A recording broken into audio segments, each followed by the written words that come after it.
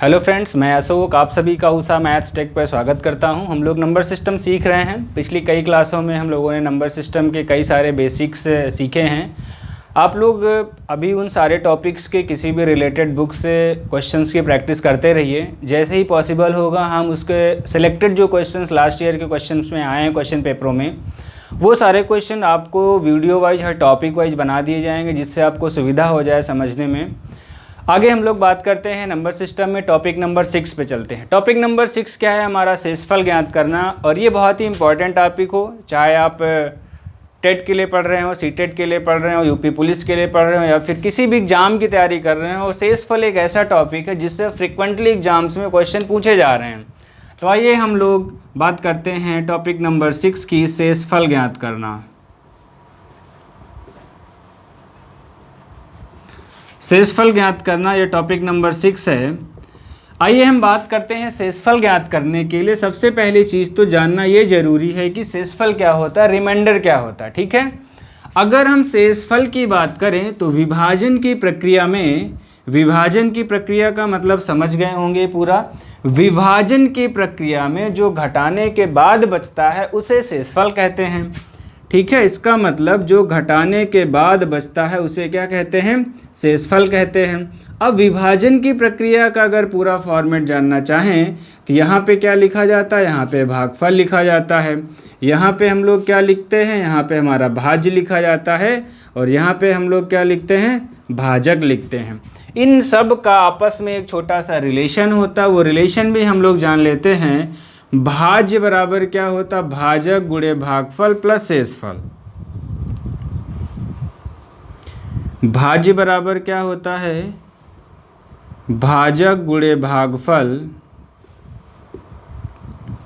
Plus शेषफल।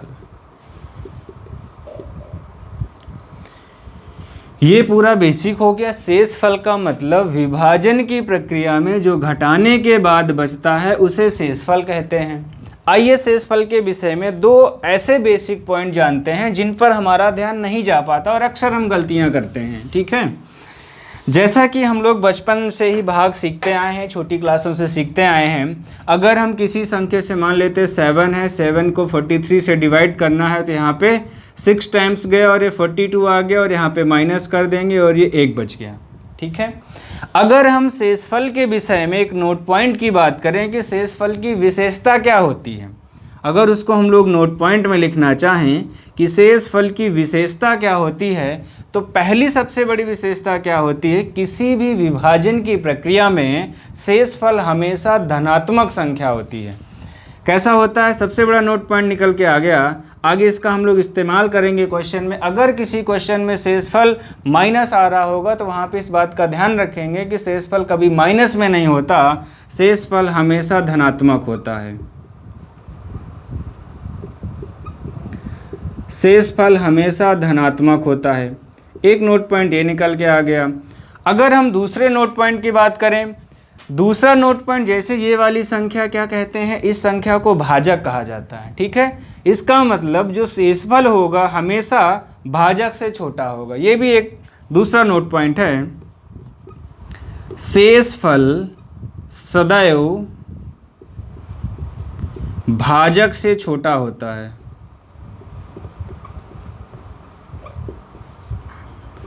शेषफल सदैव भाजक से छोटा होता है। तो ये दो की पॉइंट्स हो गए शेषफल के विषय में, जो कि आगे आने वाले टॉपिक्स में हम लोग देखेंगे। इन दोनों बातों का इस्तेमाल करेंगे कि शेषफल हमेशा कैसा होता है? धनात्मक होता है, और शेषफल सदैव भाजक से छोटा होता है। ठीक है, remainder always be less than quotient. ठीक, इस चीज़ का हम लोग ध्यान रखेंगे। आगे बात करते हैं।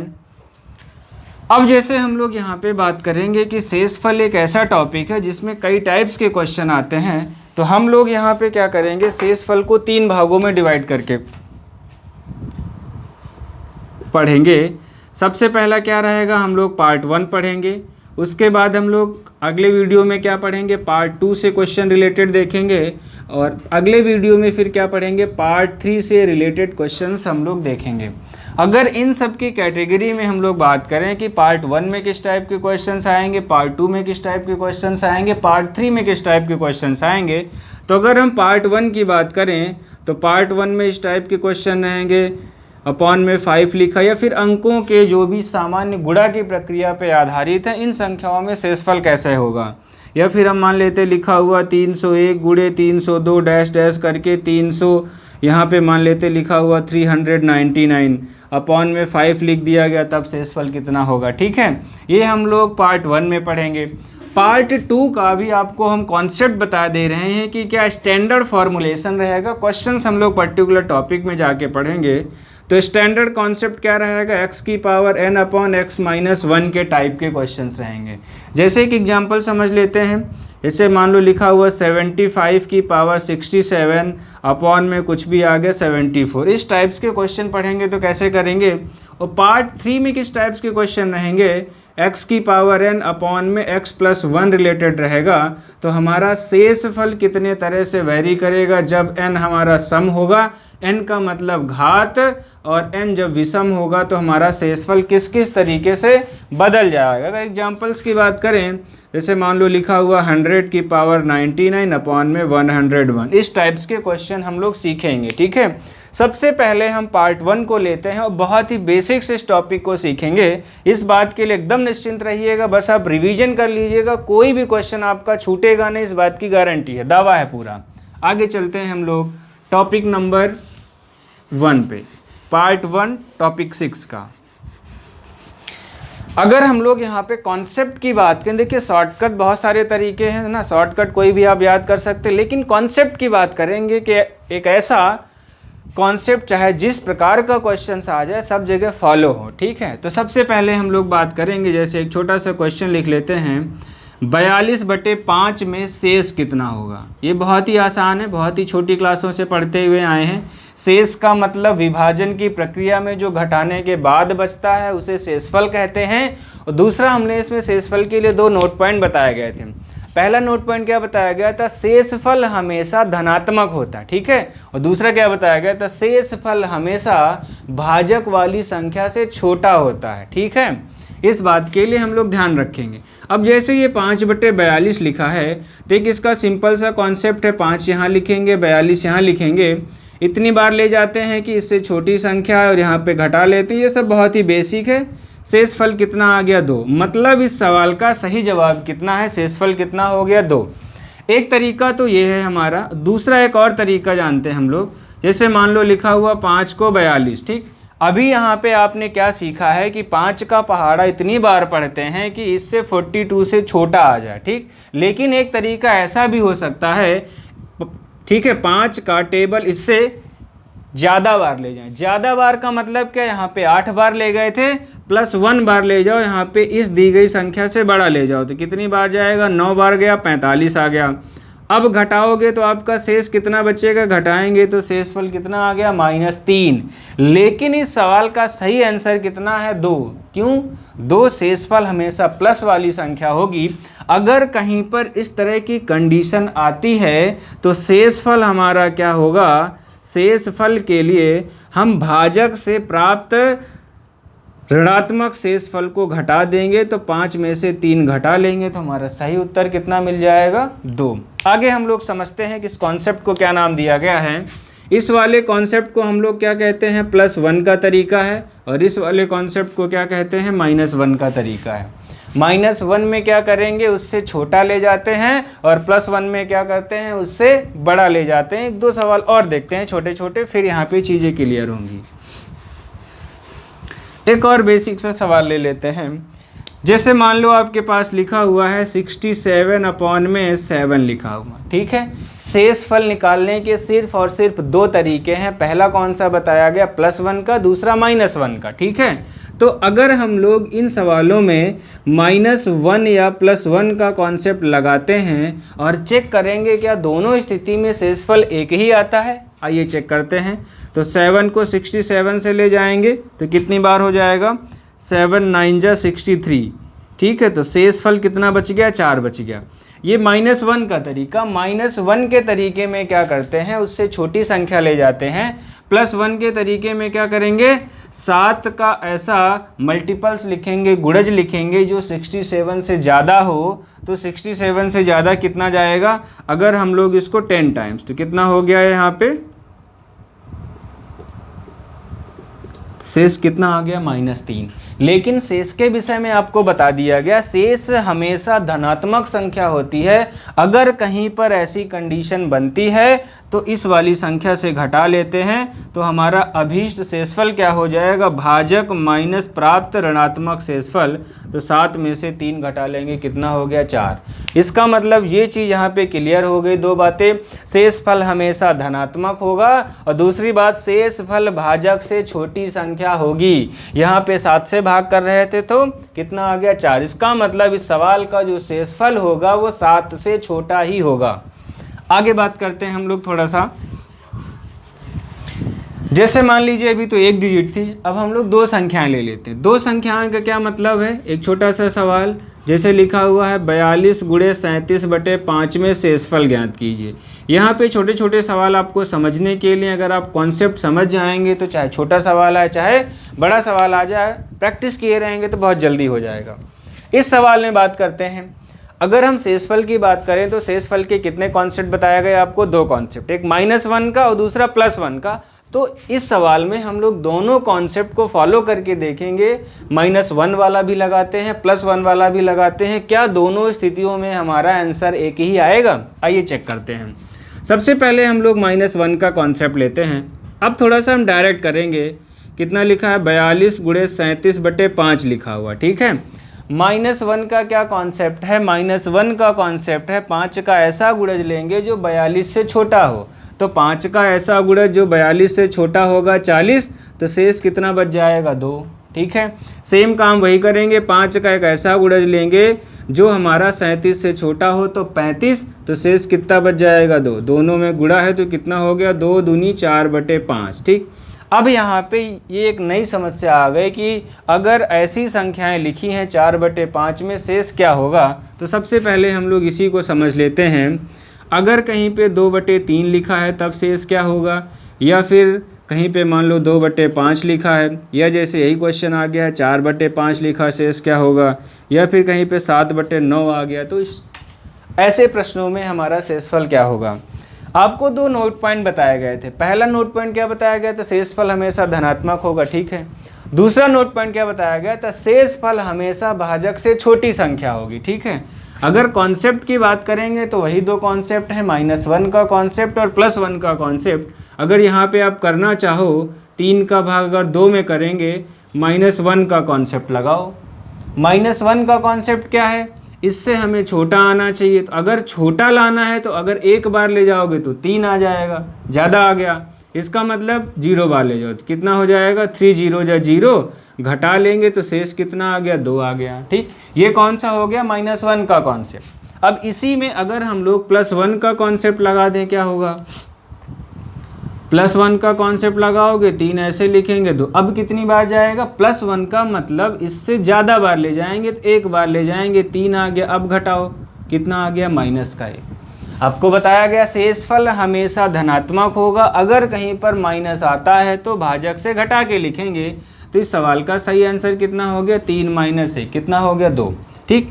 इसका मतलब क्या हो गया, अगर कहीं पे इस तरह की भिन्न आपको मिलती है जहाँ पे आपका भाजक वाला जो है ज़्यादा बड़ी संख्या है और ऊपर छोटी संख्या है, तो ऊपर वाली संख्या ही शेषफल हो जाएगा।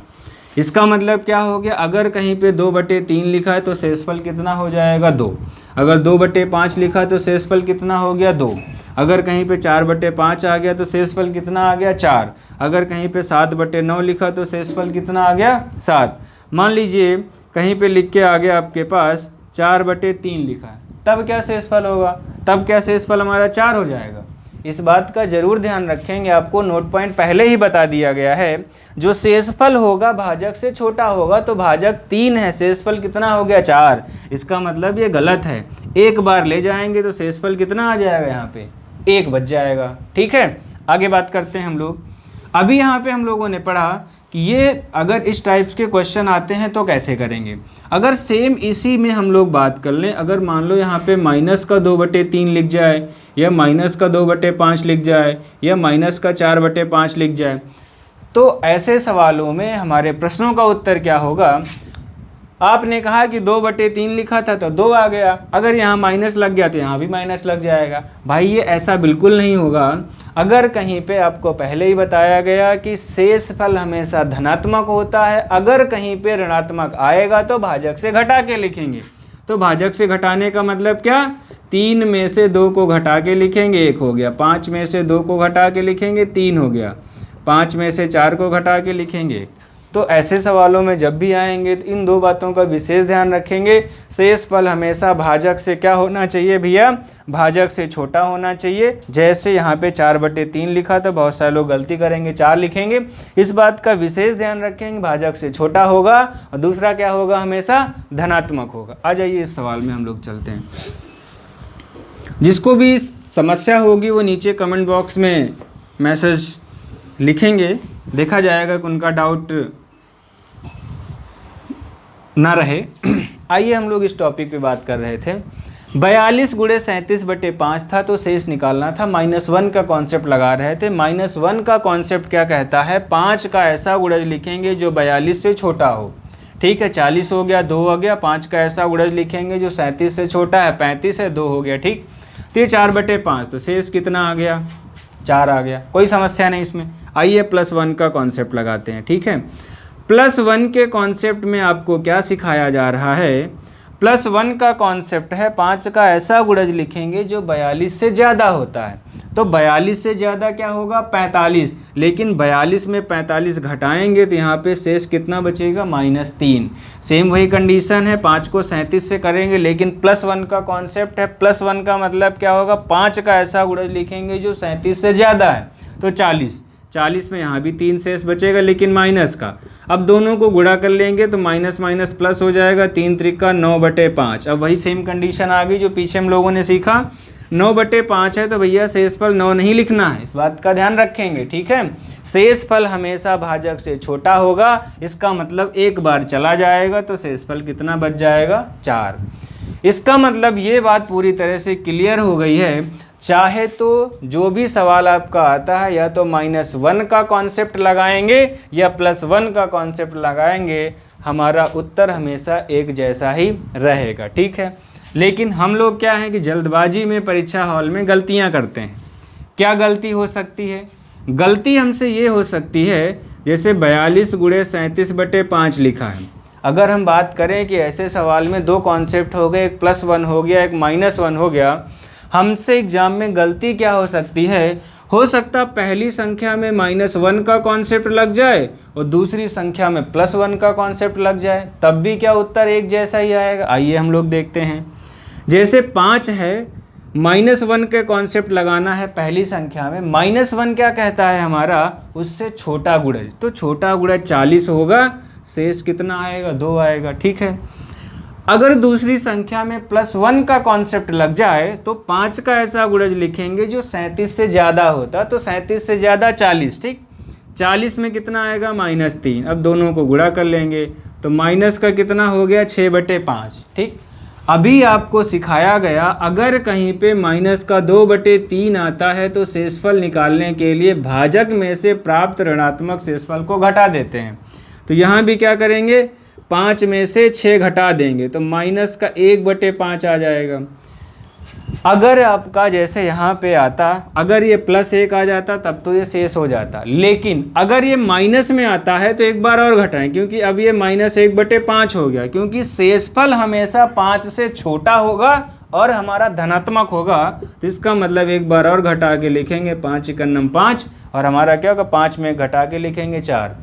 इसका मतलब अगर आपसे एग्ज़ाम में गलती भी हो जाती है, गलती का मतलब कि पहली संख्या में -1 का कॉन्सेप्ट लग जाता है और दूसरी संख्या में +1 का कॉन्सेप्ट लग जाता है, तब भी आपके सवाल का उत्तर सेम आएगा, 4। आपसे गलती तो ये भी हो सकती है, अगर हम लोग गलती की बात करें तो गलती हमसे ये भी हो सकती है कि 42 × 37/5 लिखा है, अभी इसमें हमने -1 लगाया था, हो सकता है जल्दबाजी में इसमें +1 लग जाए या दूसरी संख्या में -1 लग जाए। ठीक, +1 का मतलब 5 का ऐसा गुणज लिखेंगे जो 42 से ज़्यादा होगा, 42 से ज़्यादा 45 होगा तो -3। ठीक है, 37 में लिखेंगे, -1 का कॉन्सेप्ट है, इससे छोटा गुणज 35 होगा, 2, तो सेम वही आ गया, माइनस का 6/5 आ गया। तो 5 में से 6 घटाएंगे तो -1 आएगा। जब भी माइनस में आएगा तो एक बार फिर से भाजक से घटाएंगे तो 5 माइनस 1, तो आंसर कितना हो गया 4। तो बच्चों शेषफल निकालने के सिर्फ और सिर्फ दो तरीके हैं, एक -1 का तरीका और दूसरा +1 का तरीका। ठीक है, दोनों भी तरीके आप किसी भी संख्या में चाहे तो -1 लगाएं या +1 लगाएं, हमेशा सेम रहेंगे आंसर। ठीक है, आगे बात करते हैं हम लोग। एक जैसे मान लेते थोड़ा सा बड़ा सवाल ले लेते हैं। अगर हम बड़े सवाल की बात करें, जैसे मान लो ये हमारा लिखा हुआ 301 गुणे 302 गुणे 303, ठीक, और बटे में कुछ भी मान लो लिख गया 3 लिखा हुआ। ठीक, इस सवाल में शेषफल हमारा कितना आएगा, या बटे में 6 लिख लो, थोड़ा सुविधा बनाने के लिए हम 6 लिख लेते हैं। ठीक, तो ऐसे सवाल में हमारा आंसर क्या आएगा। अब देखिए शेषफल निकालने के कितने तरीके भैया, दो तरीके, एक -1 का तरीका, एक +1 का तरीका। तो हम -1 से बता दे रहे हैं, बाकी आप लोग ट्राई कर लेंगे। क्या ट्राई करेंगे, +1 वाले कॉन्सेप्ट से ट्राई करेंगे। ठीक, एक संख्या में -1 का कॉन्सेप्ट लगाएंगे, दूसरी में +1 का कॉन्सेप्ट लगाएंगे, तीसरी में फिर से -1 का कॉन्सेप्ट लगाएंगे, उलट फेर करके सब चेक कर लेंगे। ठीक, -1 का कॉन्सेप्ट क्या कहता है, 6 का ऐसा गुणज लिखेंगे जो 301 से छोटा हो। तो 6 का ऐसा गुणज कौन सा होगा, 300। ठीक, 300 मतलब 1 शेष यहाँ बच जाएगा, 2 शेष यहाँ बच जाएगा, 3 शेष यहाँ बच जाएगा। तीनों को क्या कर लेंगे भैया, कितना हो गया, 3 दूनी 6, तो 6/6 आ गया। इसका मतलब शेषफल क्या होगा, 0 होगा। इसका मतलब जो ये गुणज दिया गया ये पूर्णतया क्या है, विभाजित है। तो आप इसको बहुत ही आसानी से कर सकते हैं। ठीक है, अच्छा आइए हम आपको बता देते हैं +1 का तरीका लगा के देखते हैं हम लोग। अगर +1 का तरीका लगाते हैं तो क्या आएगा आंसर। ठीक है, अगर आप +1 का तरीका लगाओगे तो -1 का गुणज क्या था, 300, तो +1 का गुणज क्या होगा, 306। ठीक है ना, इस बात को ध्यान देंगे। 301 में मतलब 6 का ऐसा गुणज लिखेंगे जो 301 से ज़्यादा हो, तो 301 से ज़्यादा 306 होगा। तो यहाँ से कितना आ जाएगा, -5 आ जाएगा। सेम यहाँ पर भी लग जाएगा, यहाँ से -4 आ जाएगा, और यहाँ से कितना आएगा, -3। तीनों को गुणा कर लेंगे तो कितना हो जाएगा, 5 चौको 20, तो 3 कितना हो गया, 60। कितना हो गया, -60/6। ठीक, तो अगर अब इसको डिवाइड करेंगे तो शेषफल -0 आएगा। तो -0 का कोई मतलब नहीं होता, इसका मतलब हमारा शेषफल क्या हो जाएगा, 0। इसका मतलब या तो आप +1 का कॉन्सेप्ट लगाओ या -1 का कॉन्सेप्ट लगाओ, हमेशा यहाँ पे ऐसे सवाल में 0 आ जाएगा। आप इन सवालों को बहुत अच्छे से प्रैक्टिस कर लीजिएगा। एक दो सवाल में और आपको बता देता हूँ, ये हमारा है, आप भूलिएगा नहीं। शेषफल में 3 टाइप के क्वेश्चंस बताए जाएंगे, पार्ट 1, पार्ट 2, पार्ट 3। ठीक, ये पार्ट 1 में बेसिक हम लोग सीख लेते हैं, तो आगे बहुत ईजी क्वेश्चंस होने वाले। ठीक, एक हमारा फैक्टोरियल का क्वेश्चन आता है, जैसे मान लो कहीं पे लिखा हुआ 2 फैक्टोरियल बटे में 5 लिखा हुआ। ठीक है, अगर हम फैक्टोरियल की बात करें तो फैक्टोरियल का साइन हम लोग या तो ऐसे लिखा जाता है या 2 फैक्टोरियल ऐसे लिखते हैं। ठीक है, फैक्टोरियल का मतलब क्या होता है, क्रम गुणित। जैसे हमारा 2 फैक्टोरियल है तो ये क्या हो जाएगा, 2 गुणे 1। जैसे मान लो हमारा 3 फैक्टोरियल है तो 3 गुणे 2 गुणे 1, ऐसे करके लिख सकते हैं। तो अगर 2 फैक्टोरियल है तो हमारा क्या हो जाएगा, 2 गुणे 1/5। तो कितना हो गया, 2/5। ये आपको बता दिया गया, तो कितना आएगा, शेषफल कितना हो गया, 2 हो गया। ठीक, ऐसे मान लो कुछ भी आ जाए आपके पास, 4 फैक्टोरियल बटे 5 हो गया। तो 4 फैक्टोरियल का मतलब 4 गुणे 3 गुणे 2 गुणे 1/5। आप इसमें चाहो तो -1 का तरीका लगा लो या +1 का तरीका लगा लो। अगर छोटी संख्या है तो डायरेक्ट गुणा कर लो। कितना हो जाएगा, 4 पंचे 4 तियाँ 12 दूना 24, 24/5। तो शेषफल कितना आ जाएगा, 4। ऐसे कर सकते हैं। एक छोटा सा और सवाल लेते हैं, पार्ट 1 का लास्ट क्वेश्चन समझ लेते हैं, फिर हम लोग आगे देखेंगे नेक्स्ट वीडियो में। अगर यहाँ पे हम एक छोटा सा सवाल लिख देते हैं, ये हमारा 1 फैक्टोरियल प्लस में लिखा हुआ 2 फैक्टोरियल प्लस में लिखा हुआ 3 फैक्टोरियल प्लस में लिखा हुआ 4 फैक्टोरियल। ठीक है, और ये प्लस डैश डैश डैश और ये लिखा हुआ 100 फैक्टोरियल अपॉन में लिखा हुआ 5।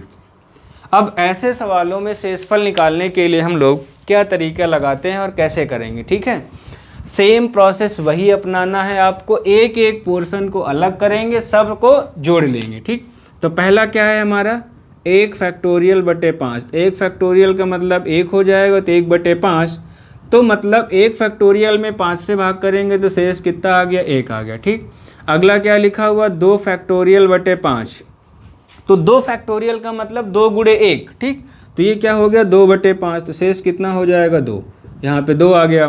अगला लिखा हुआ 3 फैक्टोरियल बटे 5, तो ये क्या हो गया 3 गुणे 2 गुणे 1 बटे में 5, तो कितना हो गया भैया ये 6 बटे 5। तो अब शेषफल कितना आ गया 1 आ गया। ठीक, तो यहाँ पर भी 1 लिख लेंगे। अगर हमारा 4 फैक्टोरियल बटे 5 आएगा तो 4 गुणे 3 गुणे 2 गुणे 1 बटे में 5, तो 4 3 12 दूना 24 बटे 5, तो 24 बटे 5 का मतलब शेष कितना हो गया 4। तो यहाँ से शेष कितना आ गया 4। आगे हम लोग देखते हैं आगे क्या आएगा हमारा 4 फैक्टोरियल डैश डैश, मतलब अगला क्या होगा हमारे पास 5 फैक्टोरियल अपॉन 5। यहाँ पे ध्यान देंगे थोड़ा सा, जैसे ही 5 फैक्टोरियल आएगा तो 5 गुणे 4 गुणे 3 गुणे 2 गुणे 1 बटे 5, क्योंकि ऊपर वाली संख्या 5 का गुणज है तो यहाँ पे जो भी आएगा शेषफल हमारा 0 आएगा।